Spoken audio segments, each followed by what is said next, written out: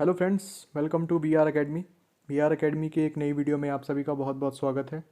और आज हम देखेंगे 25 जनवरी, जैसा कि आप सभी जानते हैं कि हिमाचल के स्टेटहुड डे के रूप में मनाया जाता है। तो उससे जुड़े कुछ इंपॉर्टेंट फैक्ट्स देखेंगे।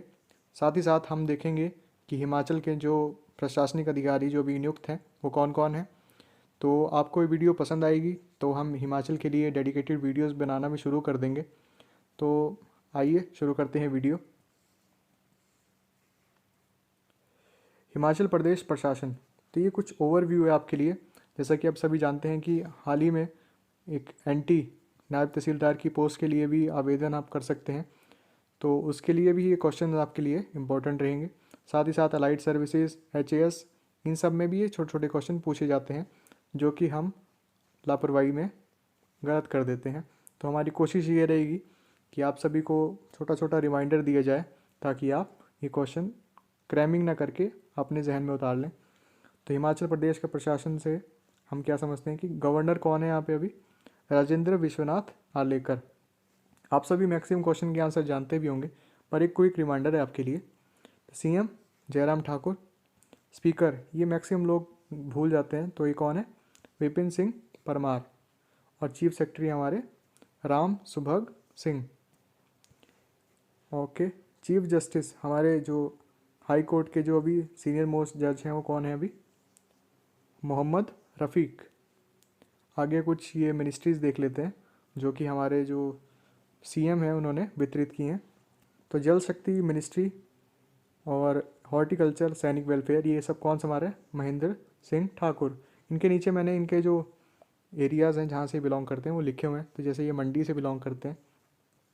Urban development, law and legal, parliamentary affairs, तो ये सुरेश भारद्वाज जी हैं, ये शिमला से बिलोंग करते हैं। सोशल जस्टिस एंड एम्पावरमेंट, तो ये सरवीन चौधरी हैं, ये शाहपुर कांगड़ा से बिलोंग करते हैं और ये सोशल जस्टिस और एम्पावरमेंट संभाल रहे हैं। टेक्निकल एजुकेशन, वोकेशनल और इंडस्ट्रियल ट्रेनिंग, ये डिपार्टमेंट कौन संभाल रहा है? रामलाल मरकंड जी, ये लाहौल स्पीति से बिलोंग करते हैं।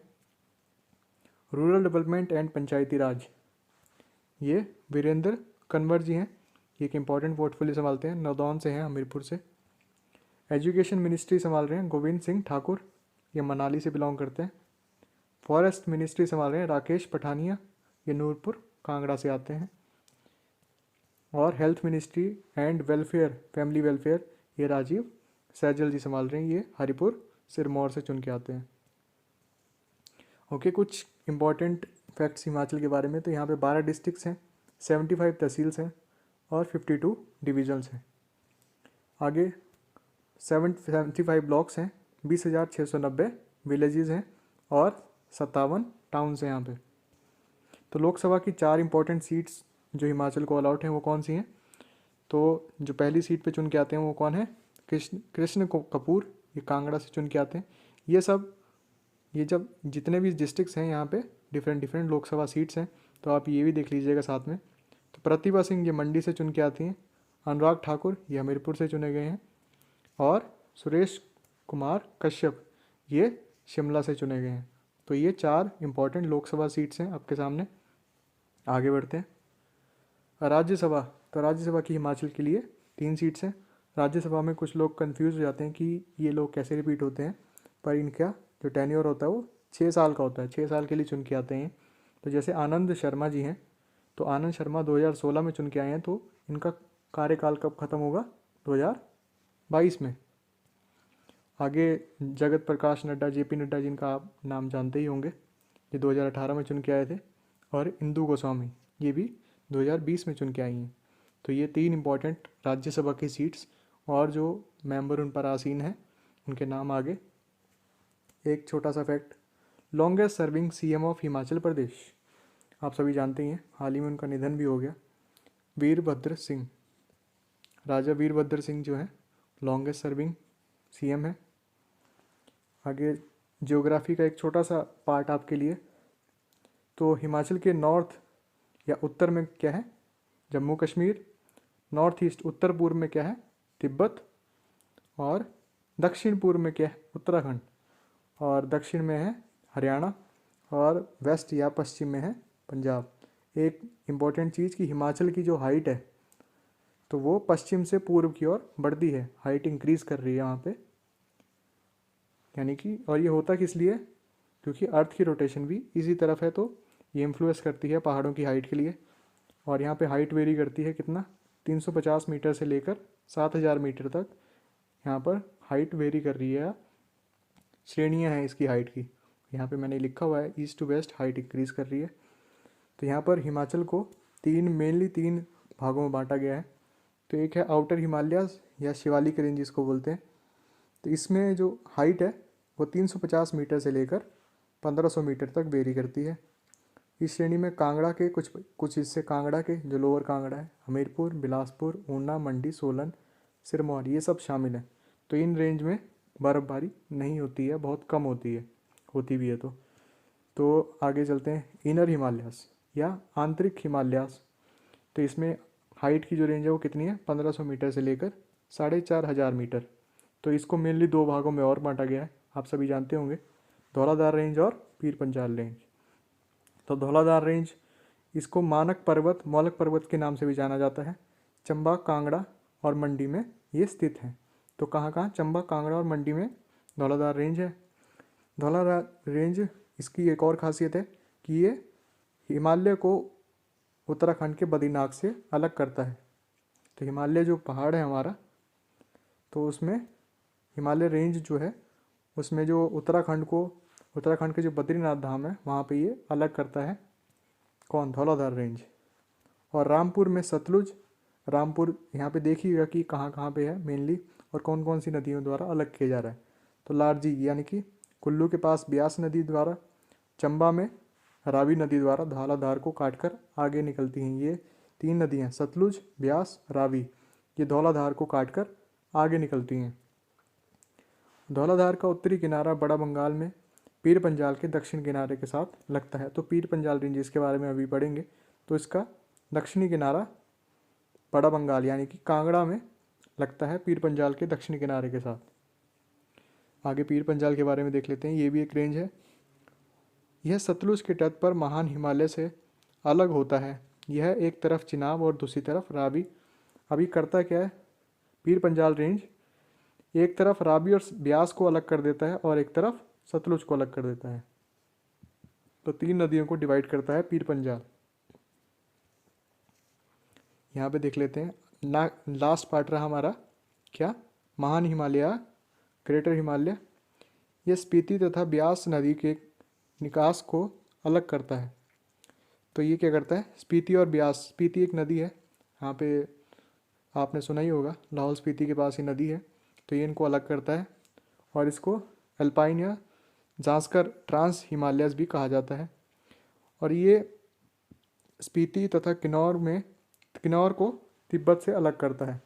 तो किन्नौर जो एक हमारा डिस्ट्रिक्ट है उसको तिब्बत से अलग कौन करता है, जास्कर रेंज। जैसे मान लीजिए जास्कर रेंज है तो ये तिब्बत और किन्नौर को अलग करता है। हिमालय को एशिया का मौसम निर्माता, ये एक्स्ट्रा जानकारी आपके लिए कि वेदर मेकर ऑफ इंडिया किसे कहा जाता है, वेदर मेकर ऑफ एशिया, तो वो है हिमालय। हिमाचल का प्रशासनिक इतिहास, जैसे कि आप सभी जानते ही हैं, 25 जनवरी जिसको हम हिमाचल का स्टेटहुड डे मना रहे हैं, उसके बारे में अभी थोड़ा सा उल्लेखन आएगा यहाँ पे, तो देख लीजिएगा थोड़ा सा। तो क्षेत्रफल की दृष्टि से देखें तो हिमाचल के पास कितना वर्ग किलोमीटर का एरिया है, 55,673 का एरिया हिमाचल के पास है। सबसे छोटा ज़िला क्या है, हमीरपुर, और सबसे बड़ा लाहौल स्पीति। परंतु अब जनसंख्या घनत्व की ओर देखने जाएं तो सबसे ज़्यादा जनसंख्या घनत्व कहाँ पे, हमीरपुर में, सबसे कम लाहौल स्पीति में। तो ये भी एक उल्टा रिलेशन है इनका। और क्षेत्रफल की दृष्टि से देखें तो 2.01% हमीरपुर का एरिया है और 24.85 लाहौल स्पीति का। हिमाचल प्रदेश 15 अप्रैल 1948 को मुख्य आयुक्त प्रांत चीफ कमीशन प्रोविंस कब बना, हिमाचल 15 अप्रैल 1948 को बना। और ये हुआ कब, जब पंजाब और शिमला की 30 रियासतों को मिलाया गया। तो यहाँ पे हुआ क्या था कि पंजाब का ही हिस्सा था क्या, शिमला। तो आगे उसके बारे में भी देखते हैं। हिमाचल 1951 में पार्ट सी का दर्जा कब दिया गया हिमाचल को, 1951 में। ये क्वेश्चन भी कई बार पूछा जा चुका है। और 1 जुलाई 1954 को बिलासपुर को हिमाचल में मिला दिया गया। तो हिमाचल का भाग बिलासपुर कब बना? 1 जुलाई 1954 को। हिमाचल 1956 से 25 जनवरी 1971 आज की तिथि, जैसे जो इम्पोर्टेंट तिथि आज आ गई है, तो ये केंद्र शासित या यूटी रहा। तो 25 जनवरी 1971 तक हिमाचल एक यूटी था। आगे देख लेते हैं। 1957 में ठाकुर करम सिंह ने की उपाध्यक्षता में क्षेत्रीय परिषद बनी। तो हिमाचल कब बना क्षेत्रीय परिषद? 1957 में। 1 मई 1960 को महासू जिले की, अब इससे पहले होता क्या था? 1960 से पहले महासू जो एक रियासत थी, वहाँ पे चीन की कुछ तहसीलें आती थी, परंतु 1960 में महासू जिले जो था उससे चीन की तहसील को अलग करके किन्नौर ज़िला बनाया गया। तो 1960 में किन्नौर को भी हिमाचल में सम्मिलित कर लिया गया एज ए डिस्ट्रिक्ट। 1963 में क्षेत्रीय परिषद को हिमाचल विधानसभा में बदल दिया गया। तो जो पहले क्षेत्रीय परिषद का दर्जा था वहाँ पे हिमाचल विधानसभा बना दिया गया 1963 में।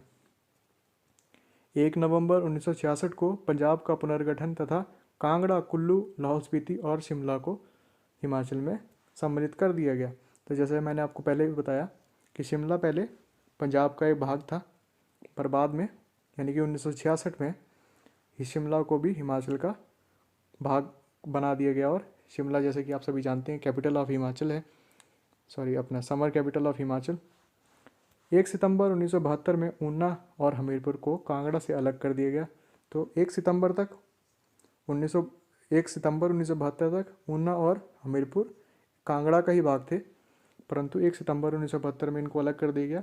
और सोलन के लिए भी जो हमारे डलहौजी हैं, ये सब डिस्ट्रिक्ट सोलन में मिला दिया गया। तो हिमाचल की कुछ नदियाँ, 5 नदियाँ हिमाचल में, 5 इंपॉर्टेंट नदियाँ, तो उनके वैदिक और पौराणिक नाम भी हम साथ साथ देखेंगे।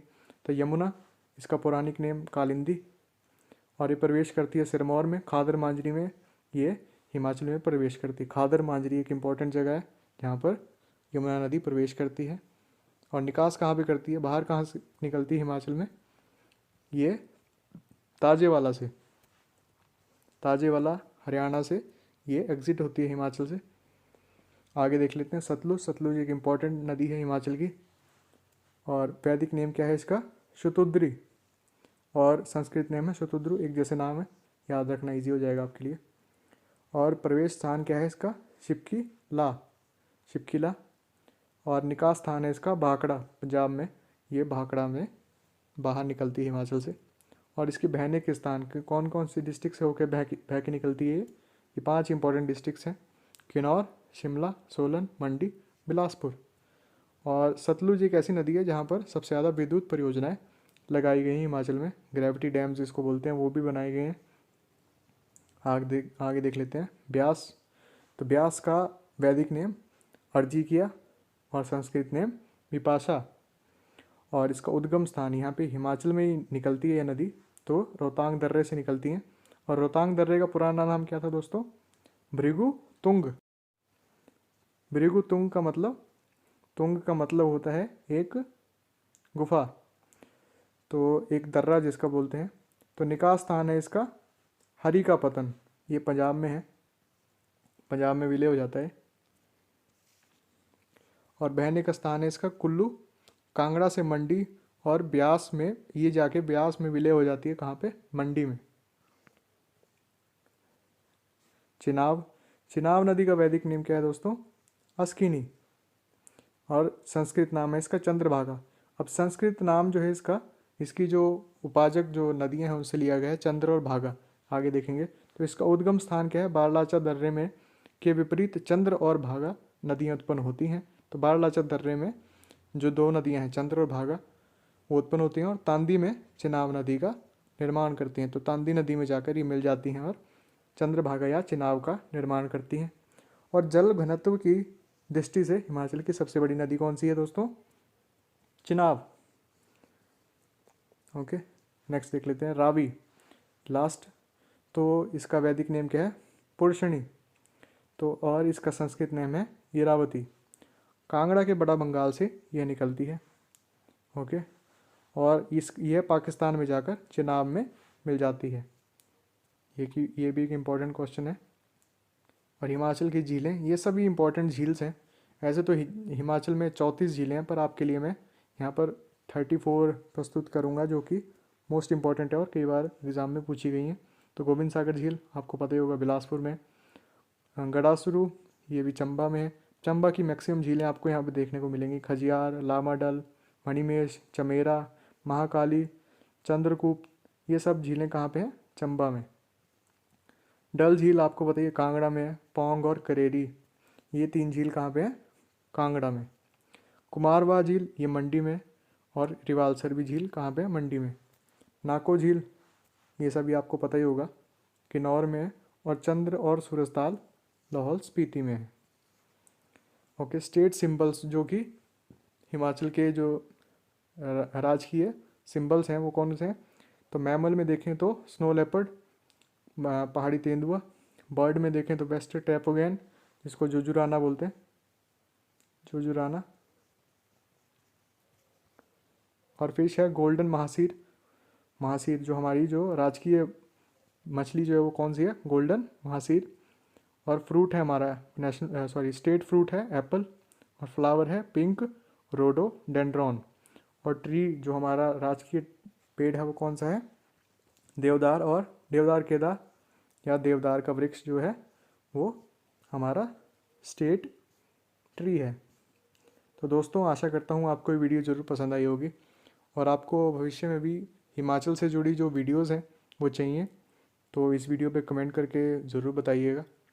और एक बार फिर से आप सभी को हिमाचल के स्टेटहुड डे की बहुत बहुत शुभकामनाएं। धन्यवाद।